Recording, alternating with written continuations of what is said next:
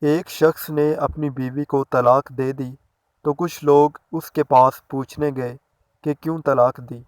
وہ شخص بولا، ابھی وہ عدت میں ہے اور میری بیوی ہے، میں اس سے رجوع کر سکتا ہوں۔ میں اگر تمہارے سامنے اس کے عیب بیان کر دوں تو رجوع کیسے کروں؟ کچھ عرصہ گزرا، اس شخص نے رجوع نہیں کیا۔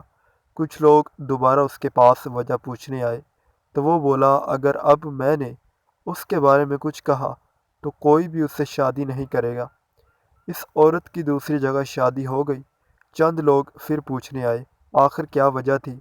تو وہ شخص بولا، اب وہ کسی اور کی عزت ہے، اس لیے پرائی اور اجنبی عورت کے بارے میں اپنی زبان بند ہی رکھنی چاہیے۔ کسی انسان میں کوئی خوبی دیکھو تو اسے بیان کرو، لیکن اگر خامی دیکھو تو وہاں تمہاری خوبی کا امتحان ہے۔ مزید اسی طرح کی اسلامی ویڈیوز کی اپڈیٹس کے لیے ہمارے چینل کو سبسکرائب کریں۔